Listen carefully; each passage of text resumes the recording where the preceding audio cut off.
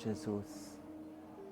Mais uma vez estamos reunidos em Teu nome, nesta manhã de domingo, que vem clareando as nossas mentes com os estudos, apresentando sempre para nós uma possibilidade de aprendizado maior, enquanto estamos na seara terrena.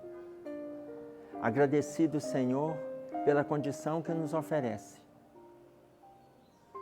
pela oportunidade que tem colocado no nosso caminho de estudo e de trabalho, pelas pessoas que estão dividindo conosco a mesma estrada, sabendo que nessa busca constante, estamos ainda solicitando a orientação dos nossos mentores de forma mais próxima, para que o aprendizado não se perca, como já o fizemos em outras épocas.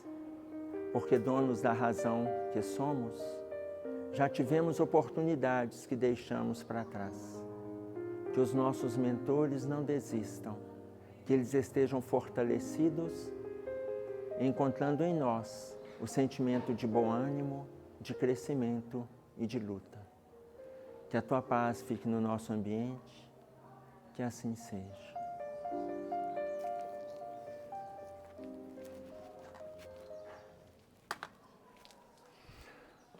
Nós estamos acompanhando o livro Religião dos Espíritos.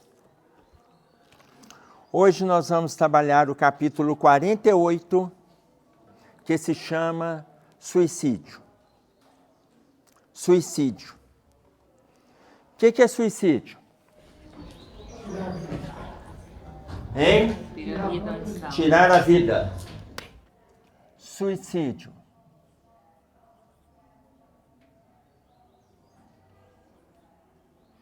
A palavra suicídio, ela vem do latim. Suiquedes. Suiquedes. Suiquedes significa, do latim, morte, morte a si. Morte a si, suicídio. Ela vem do latim. Esse termo não existia. Esse termo não existia. Esse termo, ele foi construído por um sacerdote jesuíta no século XVII que se chama Guyot de Fontaine. Ele criou o termo, morte a si. Ah, Emerson, mas suicídio é velho. É. A ação é velha. A ação é velha. Qual o primeiro suicídio que a gente tem notícia na Bíblia? Judas é o quinto. Viu como é que a gente está atrasado? Nós tivemos outros suicídios antes, escritos no Velho Testamento. Na Bíblia, o suicídio que a gente tem já está no Novo Testamento. Tá? Já está no Novo Testamento. Nós tivemos o suicídio de Aitófel, nós tivemos o suicídio de Saul. Esses dois foram escritos por Samuel na sua primeira e segunda carta. Nós tivemos o suicídio de Sansão, que está escrito em Juízes, dos capítulos 13 ao capítulo 16. Né? Para quem já assistiu o filme, tem o suicídio de Sansão. Então, quando vem o suicídio de Judas, já é o quinto suicídio. Ah, eu falei com vocês que eram 5 suicídios. Está faltando um. É porque o outro suicídio foi do militar que tomava conta de Saul. Samuel descreve por quê. Quando Saul se suicida, quando Saul ele perde a guerra para os amonitas, e na hora que ele vê que toda a sua tropa já foi dizimada, ele fala para o seu soldado cravar nele a espada. E aí o soldado chega e fala para ele, mas o meu papel é ser o seu escudeiro, eu vou te matar? Ele falou, mas se você não me matar, eu vou ser preso. Aí o soldado continua discordando, ele pega a espada do soldado e crava no próprio ventre. Aí vem o primeiro suicídio da Bíblia, que é o de Saul. Quando o soldado viu que não tinha mais função, ele tira a espada de Saul e ele crava nele. É o segundo suicídio. Tá claro? Então, aí depois vem o suicídio de Aitófel, vem o suicídio de Henri, vem o suicídio de Sansão, 5. O sexto, eu falei com vocês que Mateus era o quinto, Mateus. Judas era o quinto, é porque está lá em Mateus, mas Judas é o sexto suicídio que aparece na Bíblia. Mas enquanto acontecia os suicídios, suicídio, suiquedes, o termo em si ele não existia. Está claro? No suicídio intencional, sem as atenuantes da moléstia ou da ignorância, há que considerar não somente o problema da infração ante as leis divinas, mas também o ato de violência que a criatura comete contra si mesmo pela premeditação mais profunda, com remorso mais amplo. Tem que considerar, quando ele fala há de considerar, não somente o problema da infração ante as leis. Ô, gente, qual lei que fala que não pode fazer? Qual lei? Não matarás. Hã? Não matarás. Não matarás. Não matarás. Êxodo. Capítulo 20, versículo 13. Êxodo.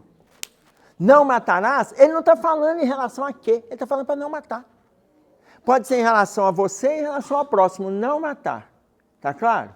Se ele está colocando para que a gente não faça o suicídio, aí ele coloca para nós como que é feita a avaliação.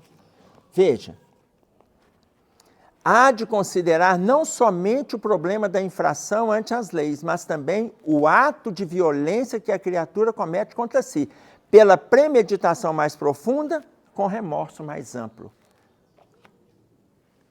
Existe a premeditação, não existe? Existe. Todo suicida é uma influenciação obsessiva? É ou não? Não. Tem influência de terceiros? Tem desencarnado obsidiano? Pode ter, nem sempre tem. Como é que é? Geralmente o suicídio tem já vem com a carga, né? Já vem com a carga? Dependendo do passado dele. Ele foi suicida em outras vidas, ou Ivone. Mas aí então, se ele foi suicida nas outras vidas, nessa... Ele tem julgamento, não sei, mas a tendência pode ser forte. Pode acontecer? Pode. A possibilidade existe. Grande. Tem influência ou não, suicídio? Tem. Vocês estão na dúvida, né? Não, eu tenho. Oi, não. Acredito que possa ter a influência ou não, porque o suicídio, eu trabalhei com o CVV e o suicídio lá, a gente estudava que é um ato inerente a qualquer ser humano, dependendo da situação que ele está vivendo, porque o suicídio, lá para a gente, nada mais é do que a pessoa está com a mente totalmente confusa, as ideias totalmente desencontradas, ele não tem resposta para as suas questões, está em desespero, ele foge dos problemas. Tem influência? Quando ele está com essa mente perturbada? Sim. Claro, certeza. Bebidas, droga. Ô, gente, essa pergunta gera dúvida, tá? Baixa vibração.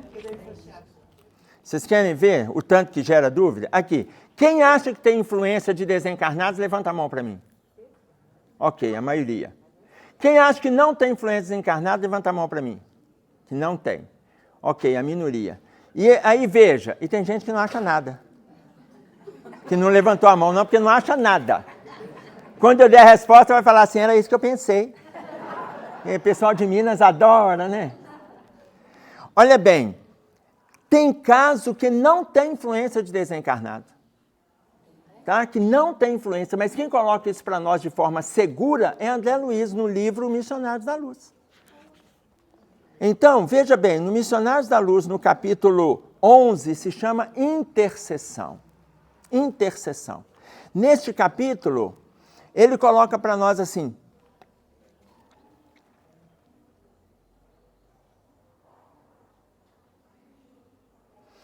falando lá de... Eles estão avaliando uma pessoa que desencarnou. E aí o Alexandre está com o André Luiz, porque foram pedir Alexandre assistência por determinada entidade. Quando foi pedir assistência, o Alexandre perguntou sobre o quadro dele, e aí O Alexandre perguntou, mas é suicídio? A viúva está acreditando em assassinato.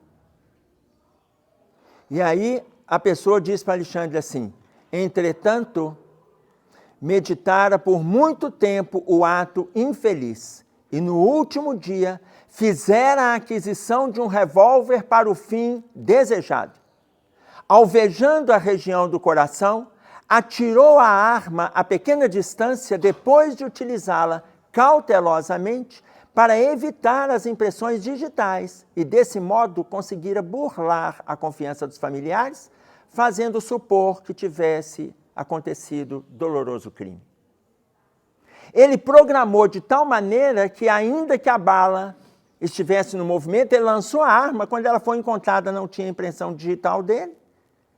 Então, o que quem estava em torno pensou? Ele foi assassinado e nunca descobriram quem fez.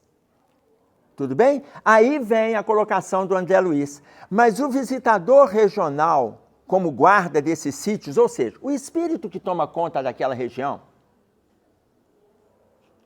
não poderia defender esse suicida infeliz?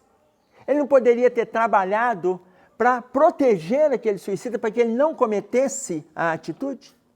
E, olha, aí vem o Alexandre colocando. Se ele fosse vítima de assassínio, sim.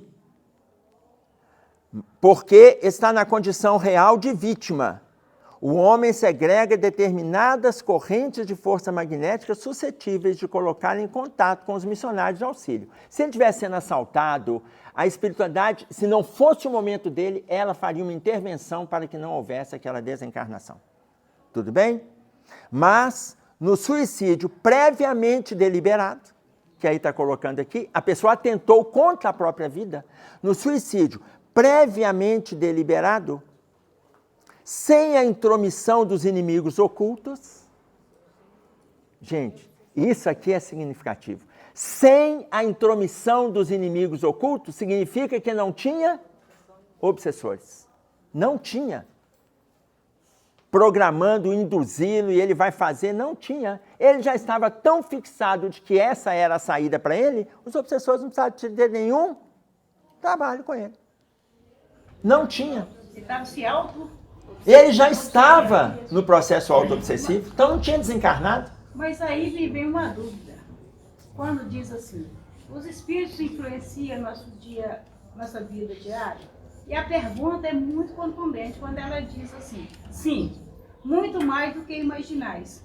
De ordinário são eles que vos dirigem. Aí, no caso, não teria, não sei, eu fiquei na dúvida. Não tem dúvida não. Deixa eu te contar. Essa pergunta, a pergunta 459 do Livro dos Espíritos. Os espíritos influenciam na nossa vida? O que eles respondem? Sim. Sim. Ordinários são eles que vos dirigem? Ordinários são eles que vos dirigem? Veja, a pergunta é, os espíritos influenciam? Acabou a dúvida. Por quê? Porque eles influenciam, mas eles não determinam. Quem determina a minha condução sou eu. Se eu determino a minha vida, eu nem preciso ter influência. Eu já determinei, aí volta ao texto, ele determinou que ele vai programar a própria morte. Ele determinou o suicídio dele. Precisa ter influência? Não precisa. Os espíritos influenciam na nossa vida? Influenciam. Ordinários são eles que vos dirigem. Então, a gente é influenciado 10%, 15%. Qual é o limite em porcentagem que os espíritos influenciam na nossa vida? Limite em porcentagem? 49%. O limite deles é 49%. Quando o paciente já está internado no hospital psiquiátrico, naquele quadro medicamentoso, e ele precisa e tal, ele já está influenciado a praticamente 49%, mas a determinação ainda é dele. Porque com medicamento ele pode sair daquele quadro. Poderia nem precisar dele quando estava com uma influência de 5%, 10%, 15%, que é o que nós temos no dia a dia, a influência obsessiva. Tá claro? Então, os espíritos influenciam na nossa vida? Influencia. A resposta podia parar aí. Mas ordinários são eles que vos dirigem. Por que nos dirigem? Porque a gente permite. Entendeu a diferença? Então, nesse caso aqui, ele já estava tão decidido, não precisava de ter influência nenhuma do desencarnado. Quando André Luiz coloca para nós sem a intromissão dos inimigos ocultos, como este sob nossa observação? Ou seja, aquele que eles estão estudando, não é todo suicida, aquele que eles estão estudando, que na continuação desse capítulo eles vão levá-lo para a reunião mediúnica, onde a esposa está nessa reunião, tá? E aí ele vai se comunicar, sem ele entrar na profundidade, porque ele toma um passe para ele chegar nessa reunião, porque o estado dele de desequilíbrio e dor é muito grande. Aí o André continua, mas as sentinelas espirituais não poderiam socorrer independentemente? O André Luiz, gente, ele quer passar até pela lei. Não é igual a gente aqui na Terra, quando vê o sinal vermelho? Ele quer passar pela lei, mas será que as entidades não poderiam tê-lo socorrido? E aí o Alexandre responde, sendo a liberdade interior apanágio de todos os filhos de Deus, não seria possível organizar precipitado serviço de socorro. Ou seja, se a espiritualidade fizesse isso, sabe o que significa? A espiritualidade estaria passando pela lei. Qual lei? Livre-arbítrio, lei de liberdade. A espiritualidade não ia fazer isso. Tá claro? Responsabilizar. Atormentada de dor, a consciência desperta no nível de sombra a que se precipitou, suportando compulsoriamente as companhias que elegeu para si própria pelo tempo indispensável à justa renovação. Atormentado de dor. Aí eu quero vir, então, no início do texto, que é a pergunta 957. Esse texto, ele comenta a pergunta 957 do Livro dos Espíritos. Ele comenta. Olha a pergunta. Quais, em geral, em relação ao estado do espírito, a consequência do suicídio? Em geral, qual é a consequência do suicídio? Qual é a primeira consequência? Primeira. Ele entra em Arrependimento. Ele sai do problema e entra no Desapontamento e tormento. Perturbação. Porque o Tormento. problema dele encerra ali, É dor, né? ele cria um novo problema para Um ele. novo problema para ele. Então, eles resumem aqui. Muito diversos são as consequências de quem se suicida. Muito diversas. Não há pena determinada em todos os casos. Não há pena determinada. E em todos os casos corresponde sempre à causa que produziu o suicídio. Porém, uma consequência do suicida, ele não escapa. Ele não escapa. Desapontamento. Desapontamento. Sabe por que desapontamento, gente?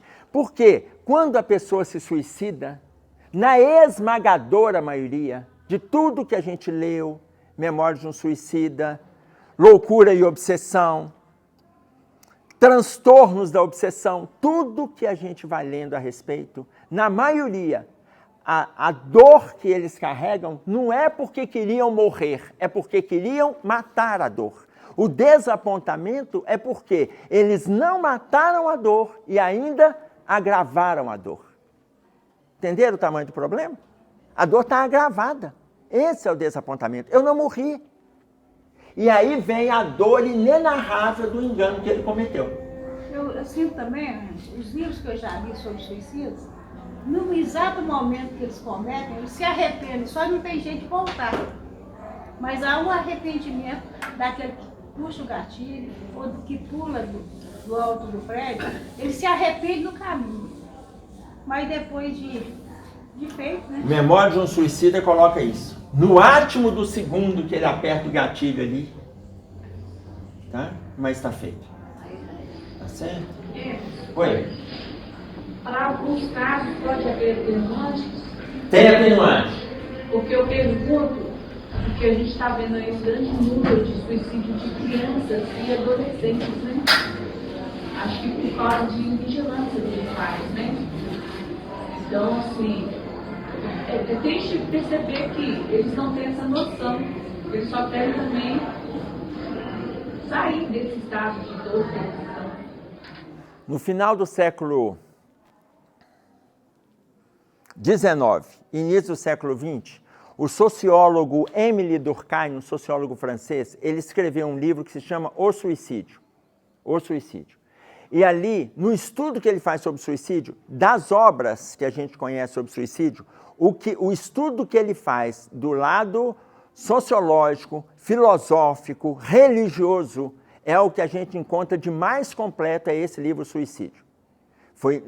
Ele é um estudo que tem mais de 130 anos, que, se eu não me engano, ele data 1895, Émile Durkheim. Esse livro Suicídio, ele vai colocar como suicida altruísta. O suicídio altruísta, e aí não entra nesse exemplo que você deu, que eu vou estar colocando, no suicida altruísta é aqueles que estão buscando a morte para salvar outras situações. Veja, salvar outras situações não é salvar a situação financeira no qual ele entrou. Porque tem pessoas que em meio ao desespero, suicida achando que vai salvar o patrimônio. E ele comete um erro ainda muito pior. Primeiro, o desapontamento de quando ele chega.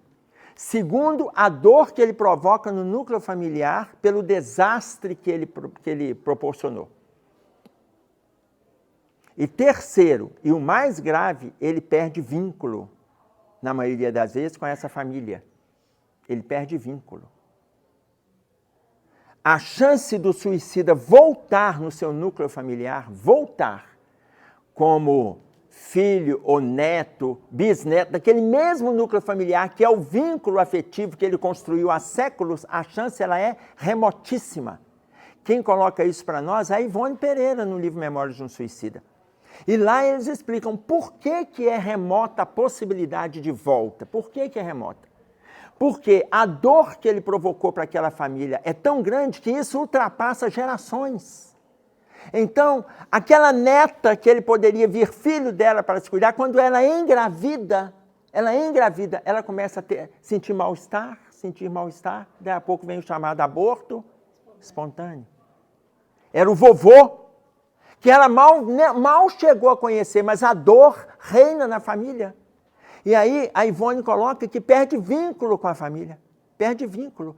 E dependendo da edição, esses dizeres estão entre a página 195 e a 200 do Memórias de um Suicida. Porque eu achei isso tão significativo, que às vezes a gente acha assim que ainda volta naquele núcleo familiar. Às vezes o núcleo faz o seu processo de dor e ao mesmo tempo de melhora, de crescimento, de progresso, que em outra época, em outros séculos, poderão vir juntos para acolher aquele que cometeu o delito. É uma dor extremamente grave. E, mais que isso, ele retoma, isso também está no Memórias de um Suicida, ele retoma do ponto que ele estava quando ele cometeu o delito. Quando ele voltar, se eu cometo um delito hoje, eu atento contra a minha vida hoje. Eu paro a minha escalada de crescimento, de melhora, de evolução, eu paro aqui, eu paro agora. Aí eu vou passar, olha o que o Memórias de um Suicida coloca, 50, 100 ou 200 anos em sofrimento, não necessariamente desencarnado, em sofrimento até chegar no ponto que eu cheguei, que me levou ao suicídio. Aí vem o que o Marcos colocou da tendência. Até o ponto que eu cheguei, ou seja, talvez, se eu tomo essa atitude hoje, talvez eu retome daqui a 2, 3 séculos. Eles colocam 50, 100, 200 e até mais, para chegar no ponto em que está, quando fez a pessoa cometer o engano. Entenderam? Eu acho que o suicídio é uma tragédia humana mesmo. Mas um deles que mexeu muito comigo foi daquele artista que suicidou aos 92 anos. Eu fiquei um pouco assim, como é que chama, bem? É Flávio alguma coisa. Não sei se você lembra disso. Não. Ele suicidou-se aos 92 anos. Você imagina que ele já estava na porta. Final. Pois é. Que loucura isso, né? Não, e você, a Cleide está colocando esse artista com 92. Às vezes a gente aqui com 35 está na porta, vai aos 36. Já está de saída. Então, para que apressar? já está de saída, vai com Deus, olha, espera, daqui a pouco o câncer vem, te acomete, 4 meses, você vai embora. Pronto, olha que beleza. Está claro, e foi, e está tudo bem. Entenderam? Agora, veja, nós não sabemos o tempo que temos, mas nenhuma situação, ela é justificada pela atitude do suicídio. Quando, aí eu faço referência de novo à questão do altruísmo. Quando, existe suicídio altruístico? Existe. Este tem um atenuante em relação à espiritualidade. Exemplo, quando os Estados Unidos invadiu o Vietnã, monges budistas se sentaram em frente à embaixada americana e atearam fogo no próprio corpo. E eles atearam fogo em protesto ao que os Estados Unidos estavam fazendo em relação ao Vietnã. E enquanto o corpo estava pegando fogo, eles desencarnaram carbonizados em posição de meditação. Em posição de meditação. Ah, é um suicídio? É. Esse suicídio tem atenuante diante da lei divina. Entenderam a diferença? Esse é o altruístico. Isso o Livro dos Espíritos vai colocar para nós, porque cada caso é avaliado individualmente. Nenhum justifica. Isso a espiritualidade deixa claro. Nenhum justifica. Entretanto, a avaliação ela é individual. Tudo bem? Lembra do André Luiz também, né? Era um suicídio. Eu não sabia. Sim. Eu não sabia. E ele que não sabia, que só tomava umas biritas, andava magoado, revoltado, indignado. Eu estou falando assim, de chegar, como para a época, o que é suicídio para ele, o que era suicídio, você meter uma bala ou pular na frente de um trem. Para ele isso é suicídio. Sim. Na época. Isso era suicídio. O que ele estava fazendo era banal. Era chique, estava com cigarro na mão, todo mundo, uma copinha. É claro. Tudo tranquilo. Não, ele não tinha cigarro na mão, não, tá? O Marcos colocou o cigarro na boca dele lá, mas ele não fumava, não, tá bom? Só avisando que ele bebia, mas não fumava, viu, Marcos? Fica calmo, tá? Oi, Lu. Oi, Emerson, quando uma pessoa se coloca nisso, sabendo que vai morrer, mas para defender uma outra, por exemplo, é considerado suicídio também? Ou é dar a vida por Não. Quando ela se coloca em risco, mas o objetivo dela, ela sabe que ela corre risco de desencarnar, mas ela está se colocando em risco para salvar. Aí é dar a vida pelo irmão, né? É dar a vida pelo outro. Aliás, o Evangelho segundo o Espiritismo coloca que não existe caridade maior do que aquele que dá a sua vida pela vida do outro. Não existe caridade maior. Não tem problema. Porque uma coisa é assim, eu sei que eu vou morrer. Eu sei. Vocês sabem? Ou alguém está achando que... Ok. Então, mas se eu fizer, você já pensou se eu for acometido pela morte na hora que eu estou lutando para salvar alguém, gente? Gente, tem morte melhor que essa, não. Tem morte melhor não, Agora, se lá no fundo eu já desejo morrer, eu já estou em estado depressivo, eu já não faço nenhum tipo de tratamento, não aceito perspectiva, não aceito acompanhamento profissional nenhum, no fundo eu já quero, então eu vou, já tenho o meu desejo. Isso também é levado em conta. A intenção, né? Aí já tem a minha intenção. Eu vou porque se eu morrer mesmo, eu já nem quero viver, eu já tenho o desejo. Tá claro? Tanto que a avaliação de Deus, ela é individual. Ela é individual. Por isso é que nós temos a consciência, porque cada um tem a sua consciência divina internalizada. Tá? Bendita doutrina espírita, sabe por quê? Há 6 meses atrás, o filho de uma amiga nossa se suicidou. Enforcado, por corpo. Sim. E aí, na hora do velório, ela deu um depoimento que Deus precisou dele lá mais cedo.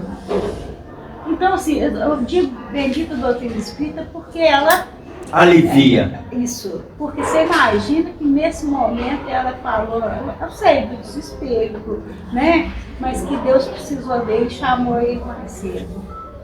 E a gente continuou lá em prece, sabe? Porque ela também, coitada. Sim. Tem 6 meses que ela não consegue dormir. Sim. O Inácio Ferreira coloca isso no livro Reforma Íntima Sem Martírio, conversando com a irmã Sudufo, quando fala a respeito, o capítulo se chama Acidente no Trânsito, e ele fala de uma pessoa que excedeu em várias, ele fala assim, ela excedeu em velocidade em várias casas decimais, e ele desencarna aos 38 anos. E aí, conversando no plano espiritual, ele coloca assim, ainda bem que o movimento espírita, porque ele recebeu orientações na casa espírita de que ele não deveria fazer aquilo com o carro, ele recebeu orientações dos amigos dentro da casa espírita, ele recebeu orientação mediúnica dos excessos que ele estava promovendo, mas ele não se conteve. Com 38 anos, ele retorna ao plano espiritual. E aí o Inácio, conversando com a irmã, se coloca assim, ele desencarnaria por volta dos 72 anos, numa desencarnação absolutamente natural e teria uma vida muito segura, envolvida com trabalho, com entendimento, com estudo. No final da sua encarnação, ele passaria por um leve problema cardíaco, seria internado e ali ele viria a óbito. Mas ele preferiu a intranquilidade e a invigilância dos excessos. E aí, quando fala assim, ele chega do lado de cá pelas portas do suicídio. Entretanto, o pensamento dos espíritas que estavam ali, olha o comentário dos espíritas, que estava assim, agora a gente entende por que ele corria tanto, né? Ele tinha uma ânsia de viver, por isso que ele corria daquele jeito, ele sabia que ele ia desencarnar mais cedo. E aí o Inácio fala assim, é muito bom que eles tenham esse raciocínio ingênuo, porque do lado de cá ele chega como suicida. Entenderam? Então esse raciocínio, até para nós que somos espíritas, até ajuda. Tá claro? Oi, Cláudia. Não, é porque uma das pessoas fez um comentário falando a respeito das crianças, né? Que hoje em dia o número de suicídio é muito grande e tal. Fala da responsabilidade dos pais quanto ao suicídio dos filhos. E aí, como que fica a questão da responsabilidade, que eu já vi em vários livros, né? Somos crianças, mas o espírito é velho. Então, até onde vai a responsabilidade dos pais quando os filhos fazem uma coisa dessa? A nossa responsabilidade vai de conformidade com a nossa consciência. Quem coloca isso para nós, e aí vai responder vocês duas, é o próprio Santo Agostinho no livro, no Evangelho segundo o Espiritismo.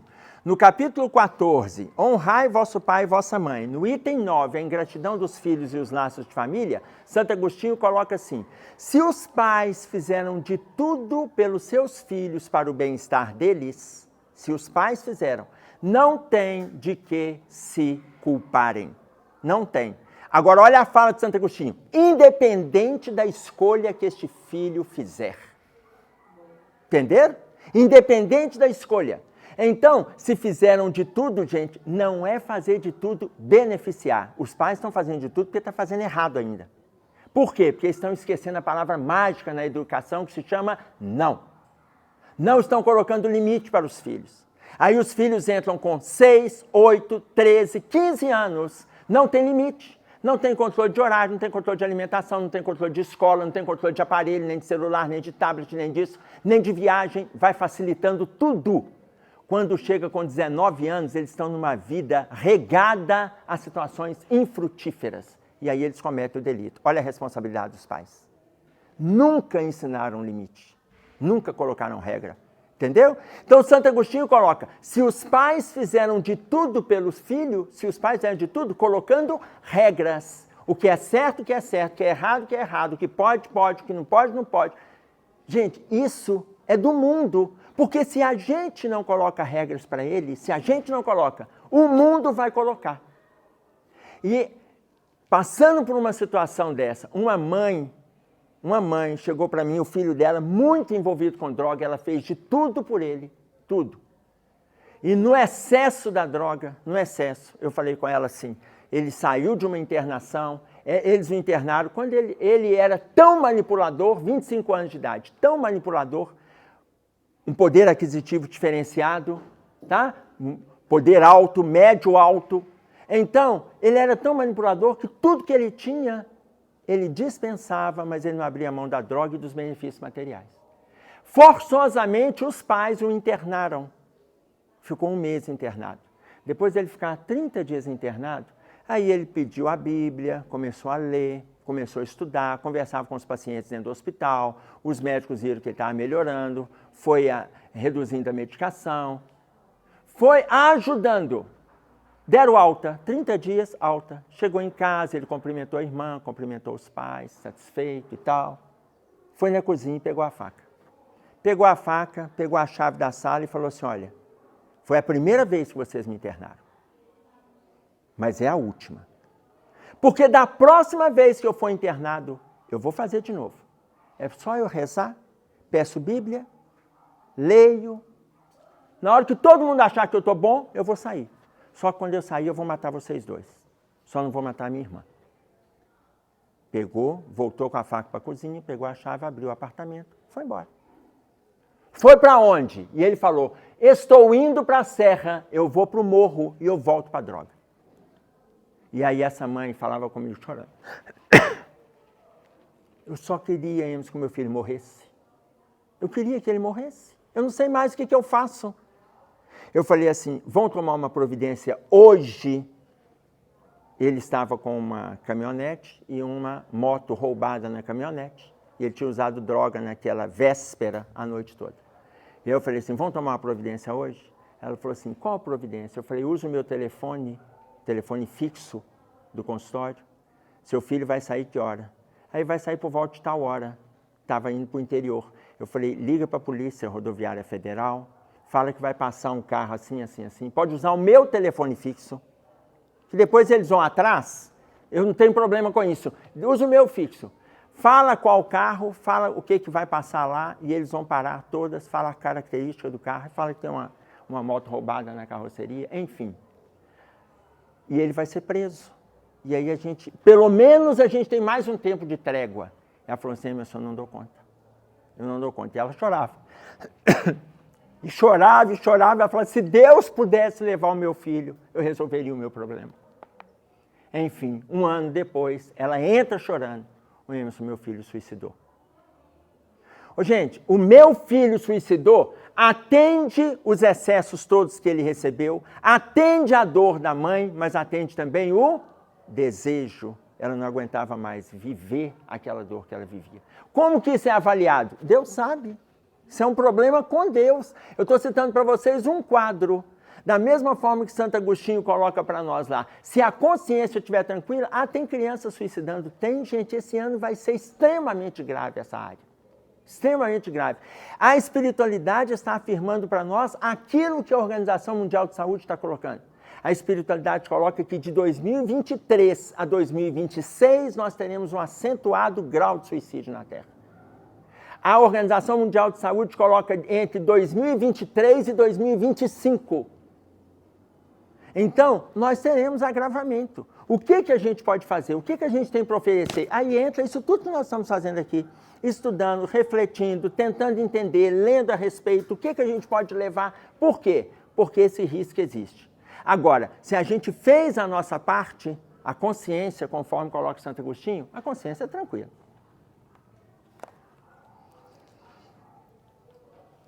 É assim que, após determinado tempo de reeducação no círculo de trabalho fronteiriço da Terra, os suicidas são habitualmente reinternados no plano carnal, em regime de hospitalização na cela física que lhes reflete as penas e angústias da forma de enfermidade e inibição. O suicida, aí ele começa a falar o quadro que eles vão vir. Quem se suicidou, o quadro que ele vem na encarnação seguinte. Porque se ele lesou o corpo, ele vai vir com debilidades mentais, físicas, distúrbios neurológicos, e ele vai trazer aqui. Oi, filho. Se a pessoa já tem problema mental e suicida, aí o que acontece? O que acontece? Sei não. Se a pessoa já tem um problema mental e suicida, veja bem, até para ela ter problema mental, gente, porque fica parecendo que a pessoa nasceu com problema mental. Até para ter o problema mental, ele foi acontecendo.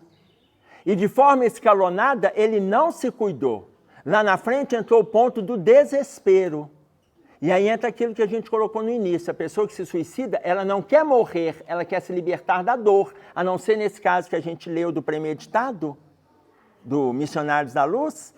Ele não quer morrer, ele quer se libertar da dor. Só que para acabar com a dor, ele também se mata. Tá claro? Agora, chegou um problema mental, chegou, mas o que já foi passado para ele antes? Porque senão fica parecendo que Deus manda alguns para a Terra. E fica desguarnecido aqui, não fica, gente. A pessoa é que recusa uma série de ajudas, recusa uma série de convites, recusa possibilidades, ela recusa, e o quadro dela vai piorando. Vai piorando. Lá na frente, coitado, como é que ele nasceu desse jeito? Ele não nasceu assim. Tá claro? Ah, mas pode ter tendências a distúrbios e tal. Tendências, pode. Mas se desde cedo tiver um acompanhamento, olha, hoje a nossa ciência ela é muito evoluída. Tá claro? Para a gente monitorar. Olha como... Aí o Emmanuel descreve alguns casos. É fácil identificar o suicida no berço em que aponta, entremostrando a expiação que o acolhe. É fácil entendê-lo.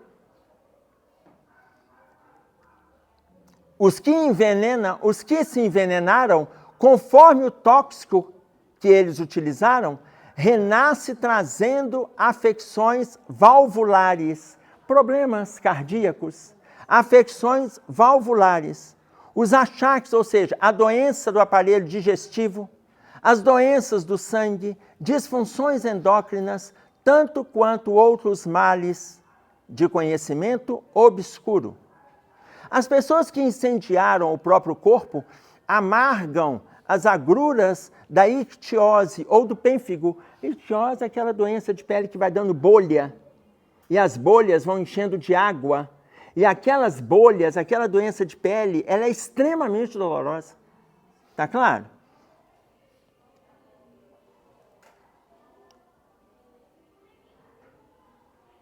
Os que se asfixiaram, seja no leito das águas, seja nas correntes de gás, exibem processos mórbidos das vias respiratórias, como no caso do efizema, cistos pulmonares, e os que se enforcaram carregam consigo dolorosos distúrbios do sistema nervoso, como sejam as neoplasias diversas e a paralisia cerebral infantil. As neoplasias diversas são os tumores e a paralisia infantil. Muitos dos que a gente atende no abrigo são suicidas de outras épocas. Tá? Muitos são suicidas de outras épocas. Os que estilhaçaram o crânio ou deixaram a própria cabeça sob as rodas destruidoras experimentam desarmonia da mesma espécie, notadamente as que se relacionam com o cretinismo, e os que atiraram de grande altura reaparecem portando padecimentos de distrofia muscular progressiva ou osteite difusa. Osteite difusa são problemas ósseos dolorosos, inflamatórios. Da mesma forma, a distrofia muscular. Ele não tem, isso aqui que a gente está fazendo, eu estou em pé, vocês estão sentados. Ele não tem essa coordenação motora. Os movimentos são involuntários e ele não tem a segurança do músculo estar ali resguardando os ossos. Está claro? Então, esse perfil, eles vêm nesse quadro.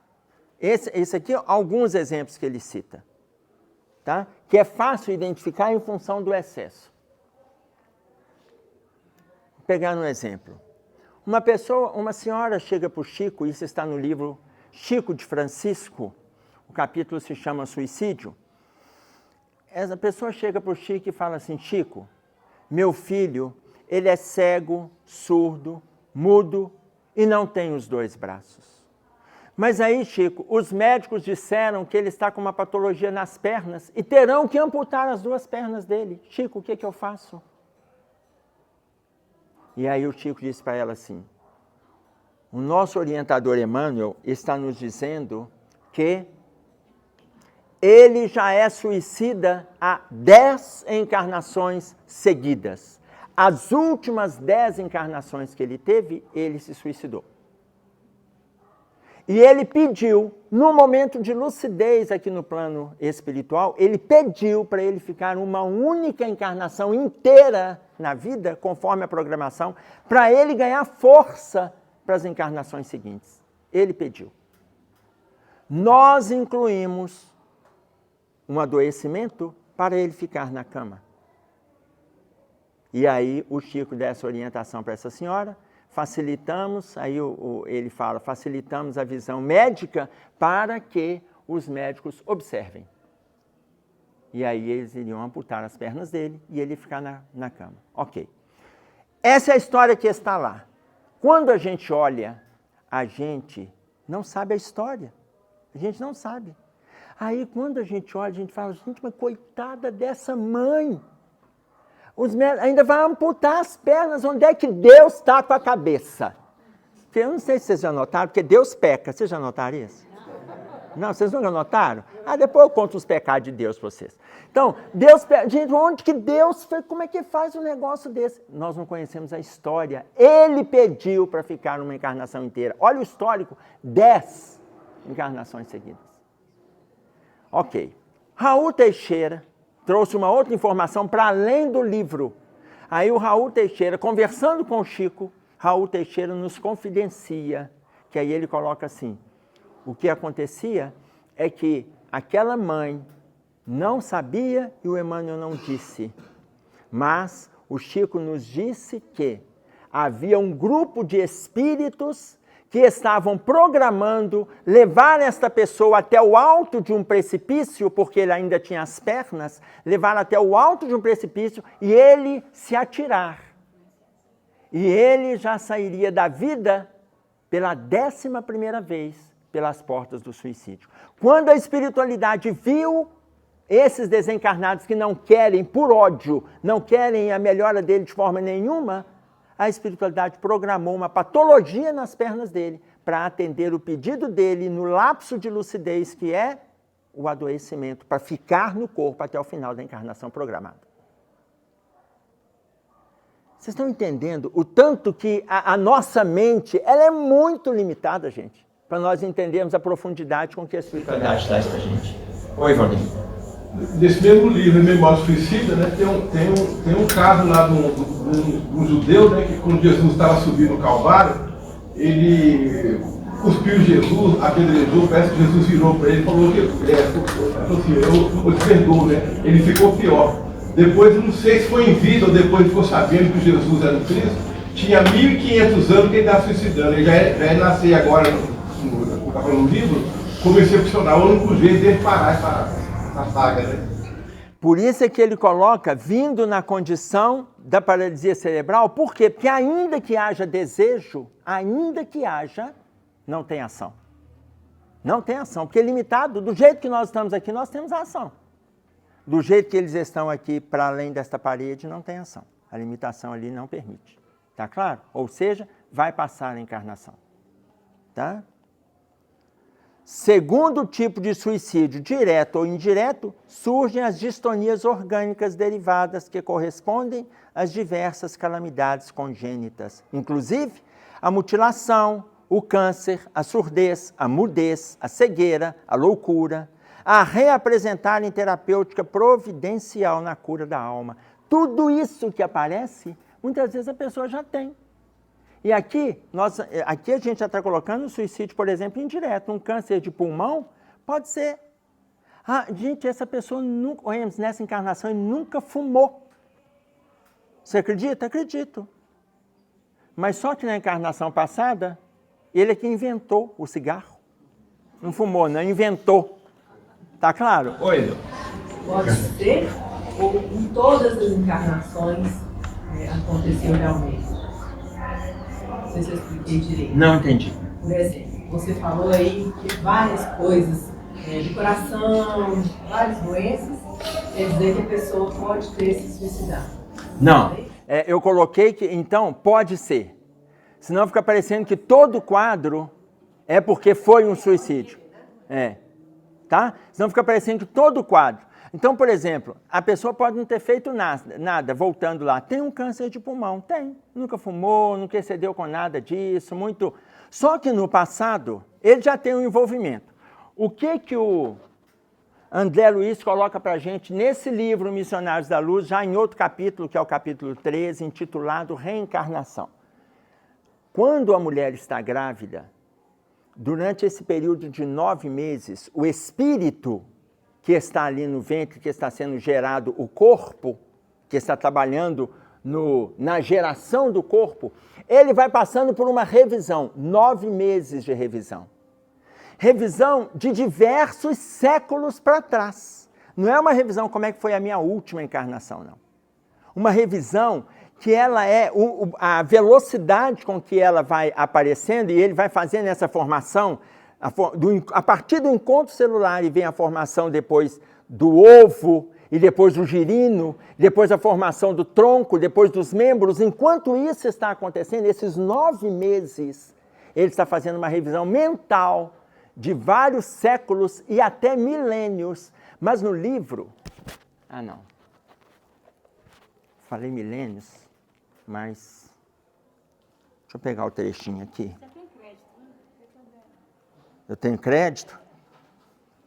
Aqui.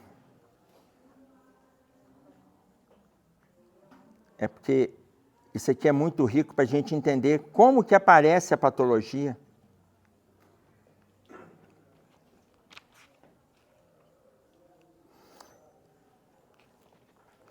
No final do capítulo 13,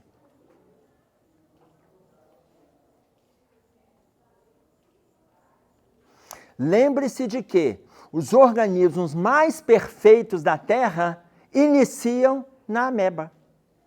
Por que ele vai lá na ameba?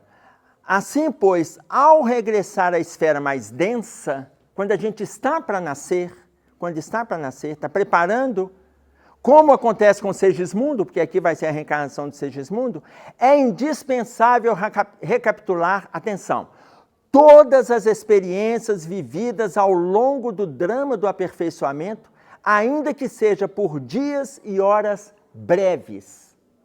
Então a gente foi criado lá desde a ameba, antes da ameba, o princípio inteligente, lá no mineral. Aí ele coloca, repetindo em curso rápido as etapas vencidas ou as lições adquiridas.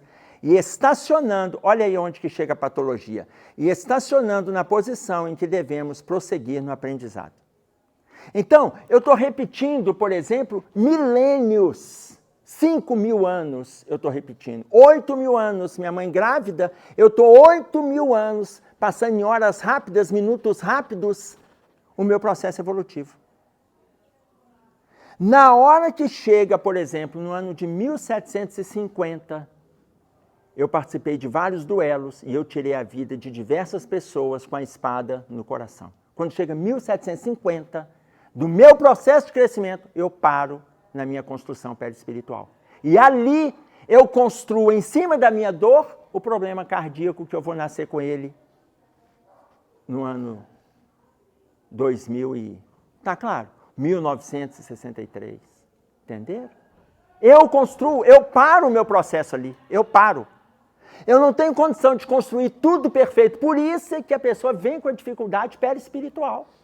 Por isso que o problema está no perispírito. Nesse movimento de construção, a gente mesmo faz um movimento de refazimento. Olha, eu já destruí tanto, aí volto na questão pulmonar. A pessoa às vezes esteve tão envolvida com gases, não fumou não, mas ele matou várias pessoas tirando a vida em cômodos de gás lacrimogênio. Na hora que ele lembrar que há 250 anos ele fez isso, ele mesmo faz uma estagnação, e nessa estagnação, ele desenha o problema pulmonar, porque ele tem que se refazer do engano que ele cometeu. Isso está na consciência dele. Isso não é Deus que vai corrigir. Está claro isso? Oi, Cleide. Mas é um consolo, então, porque a gente aprende que essa é a melhor reencarnação nossa, esse é o melhor, né? Então, a gente já trazendo essas dificuldades, mas com recursos modernos que facilita. Alivia, Ah, né? uhum. Porque naquele tempo, por exemplo, não tinha os recursos que nós temos hoje. Sim. Então, a gente já está bem na fita, nesse sentido que eu digo. É, Eu digo está assim, muito bem na se fita. você está trabalhando para o seu melhor, se você está trabalhando para o seu melhor, porque a evolução é individual. Sim. Né? Então, assim, você já está sabendo. Não é você que disse aí, certa vez, que 5 dias de evangelho já capacita a pessoa a trabalhar no seara do Cristo? Eu? Você lembra disso ainda? Ainda me condena essa peça. Aqui, o Emmanuel coloca para nós 1 minuto de evangelho é trabalho para a encarnação inteira. O Emmanuel coloca 1 minuto de evangelho é trabalho para a encarnação inteira. Eu, 5 dias, eu estou... A encarnações eu não consigo, que dirá 5 dias. Mas a gente já tem o conhecimento. Sim. Isso aí é fato, né? E se o livro dos Espíritos fala que o que vale é a sua intenção, então, é isso que eu digo, que a gente está numa situação... hoje, se você fizer, você está fazendo com conhecimento de causa. Sim. Independente. Então, a gente tem um conhecimento. Você levantou a mão? Você comentou que vem, principalmente por causa da questão do perispírito, né? Aham. O perispírito está com aquela debilidade, né? Devido à estrutura e à nossa própria consciência. O corpo, com a nova consciência, se modificar de atitudes, pode ser que essa doença melhore no perispírito, nem venha a causar dano no corpo? Não. Quando é um processo expiatório, a melhora que a gente faz aqui, atenção, a melhora que se eu tenho que passar, porque eu provoquei a dor, eu vou ter atenuante na hora de passar pela dor. Mas assim, eu melhorei tanto que eu nem vou passar pela dor. Aí não tem jeito. Tá claro? Porque lá no fundo a minha melhora, ela pode ser real, mas a minha consciência me cobra o mal-estar que eu provoquei. Então, por eu estar melhorando, aquele adoecimento, ele vai ser atenuado. Agora, quem coloca isso para nós? É o próprio André Luiz no livro Nosso Lar, no capítulo 4. No capítulo 4, que é uma conversa dele com o médico Henrique de Luna, o médico Henrique de Luna, avaliando o corpo perispiritual dele, o quadro que ele retornou para o plano espiritual. Quando fala das doenças dele, inclusive da sífilis, que ele tinha doença venérea, olha como que está lá. Essas doenças poderiam ter sido amenizadas se você tivesse abraçado as lides crísticas, mas você não abraçou. Poderia ter sido amenizada, não extinta. Ele cometeu enganos. Ela não seria extinta, seria amenizado se ele tivesse abraçado. Como ele não abraçou, ele foi se envolvendo com excessos, ele continuou com excessos. Lá na frente veio o transtorno. E aí o transtorno ele retorna para o plano espiritual prematuramente em relação à programação. Tá claro? Outro ponto. Quando ele vai fechar para nós, que ele vai dizer assim, junto de semelhantes quadros de provação regenerativa, funciona a ciência médica por missionária da redenção, conseguindo ajudar e melhorar os enfermos de conformidade com os créditos morais que atingiram ou segundo o merecimento de que disponham. Guarda a existência como dom inefável, porque teu corpo é sempre instrumento divino para que ele aprendas a crescer para a luz e a viver para o amor ante a glória de Deus. Veja, o tempo todo, aí entra esse ponto que a Cleide está trazendo, a gente está recebendo oportunidade. Olha o tanto que as coisas estão favoráveis à nossa melhora. Olha o tanto que está. As pessoas que estão próximas, os contatos que a gente tem, os esclarecimentos que a gente recebe, os livros que chegam, as orientações. Gente, está tudo muito favorável. A gente só não melhora se não quiser. Se não quiser. Ah, mas eu tenho dor. Todo mundo tem. Ah, mas eu tenho dificuldade. Todo mundo tem. E aí entra a nossa atenção para aquele que está em dificuldade. Então, vou pegar um exemplo. Uma pessoa... a gente estava com um acompanhamento e ele colocava lá no consultório que ele programou que ele iria suicidar. Na época ele estava com 45 anos de idade, que ele não dava conta de viver mais, e ele iria fazer isso, era só ele e a mãe, e ele ia dar este presente para a mãe, porque ele queria se vingar dela, então ele programou que ele iria fazer. E eu tentei demovê-lo dessa ideia, mas ele insistiu, e aí, faltando mais ou menos uns 2 a 3 meses para o Dia das Mães, ele colocou para mim que ele comprou uma arma. E aí, quando ele disse que ele comprou uma arma, que ele estava guardado, que ele sabe como que ele vai fazer, que ele já estava lendo que ele ia fazer, e ele ia fazer isso no Dia das Mães, que ele ia dar de presente para ela. Faltando um mês, ele estava certo de que ele faria. E eu não consegui. Faltando mais ou menos, e ainda naquela dificuldade, e ele, às vezes, ele se exaltava, eu até cheguei a mudar o horário dele, porque é uma sala, é um corredor. E ele, às vezes, se exaltava, ele gritava e tal, e eu vou mudar o horário dele aqui, porque os outros consultórios ao lado vão achar que alguém mata alguém aqui. Resolvi, coloquei um último prédio vazio e ele exaltava. Faltando 3 semanas, mais ou menos, eu chamei o sobrinho dele.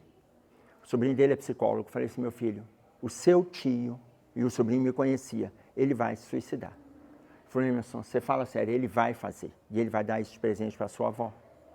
Então, eu falei, Emerson, o que a gente faz? Eu falei assim, ele precisa ser internado. Mas ele não vai. Ele precisa, mas ele não vai. Eu sei que ele não vai. E agora é a internação compulsória.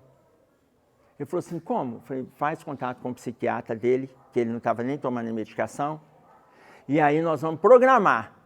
Fala com o psiquiatra, me fala como é que foi o contato, programar a internação dele. Fez contato com o psiquiatra indicou uma empresa com ambulância, e aí ele falou assim, mas sou eu converso com a vovó ou você? Pode conversar com sua avó, meu filho. Sua avó já esteve aqui, ela já sabe que está ficando grave. Na hora que o sobrinho, o neto, chegou para a avó, falou assim, vovó, o Emerson pediu para a gente internar, o quadro dele está muito grave. Aí a avó falou assim, eu estou vendo que ele está estranho demais, está difícil demais. Ele não dialoga mais, ele fica nos cantos, qualquer coisa que eu dirijo o assunto para ele, ele solta uma resposta explosiva, está difícil demais. O Emerson pediu para interná-lo, vovó, ele precisa de ajuda. Meu filho, como que vai ser feito? Vovó, eu programei com uma empresa, essa empresa vai parar aqui em casa, já marquei aqui na casa da senhora. Isso, gente, na semana que antecedia o Dia das Mães. Isso foi feito numa quinta-feira, o Dia das Mães era no outro domingo. Vai parar aqui na porta, 5 horas da manhã. Vó, vai descer da empresa 3 guarda-roupas. Eles vão descer, a senhora 5 horas abre a porta e leva esses 3 enfermeiros e eles até o quarto do tio. E eles vão interná-lo. E aí ela falou, meu filho, graças a Deus, ele precisa de ajuda. Fez isso. 5 horas da manhã, parou o carro lá, desceram 3 guarda-roupas. Na hora que colocaram a mão nele, colocou a mão nele, ele assustou, eles falaram, não assusta não. Não assusta não que você está sendo levado para internação. Você precisa de tratamento. Deram uma injeção nele, que no hospital psiquiátrico a gente chama lá de sossega-leão, e ele acalmou. Quando ele acordou, ele estava internado. Estava internado. Ficou lá internado 30 dias, com raiva, indignado, o sobrinho ia visitá-lo, explicou para ele o que ele tinha programado, explicou que ele tinha, como ele tinha me falado, e falou assim, aí ele falou para o sobrinho dele, eu não iria fazer isso, eu não iria fazer isso. Eu só falei com o Emerson, mas eu não iria fazer isso. Falei, gente, parênteses. Tem 2 pessoas que a gente não mente nessa vida. O amigo, você escolhe o amigo que você quiser. E o psicólogo. Olha, não mente para ele não, que é grave. Porque ele mentiu para mim, falando que iria fazer, providência. Tá claro? Ele saiu de lá depois de 30 dias, estável, saiu de lá com ódio mortal de mim. Mas aquele capeta está vivo até hoje. Tá claro? Então, para mim, tá ótimo. Tá ótimo. Nunca mais quis me ver, não interessa, mas está tudo certo, gente, está tudo certo. Por quê? Porque nós temos limite. A gente está trabalhando com o outro está falando da chance dele cometer um delito desse, ele está falando. E a gente vai ficar como? Então a gente tem que usar os recursos que a gente tem. Agora, se a gente está... Olha, essa página, isso aqui é de 1950, 1960, o livro. Imagina a espiritualidade colocando isso hoje para a gente. O agravamento na questão do suicídio. Atentemos-nos para isso, o que a gente pode oferecer. Gente, aqui, o nosso tempo acabou, né? Como era de se esperar. Nós vamos fazer o seguinte. Eu vou pedir a Natália para vir aqui na frente.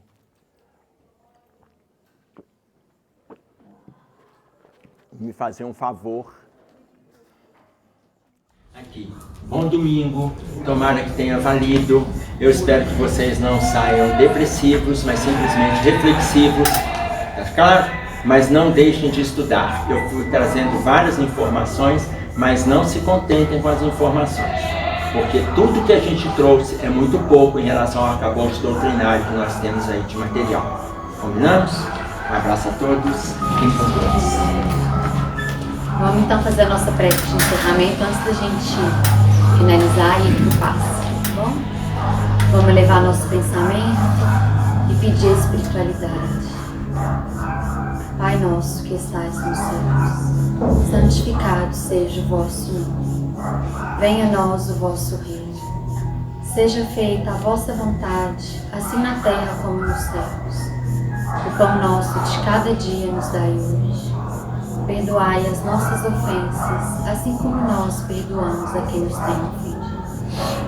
não nos deixeis cair em tentação, mas livrai-nos de todo mal, porque teu é o reino, o poder e a glória para sempre. Com esta prece, Senhor, agradecemos a espiritualidade amiga pelos ensinamentos trazidos aqui hoje. Que assim seja.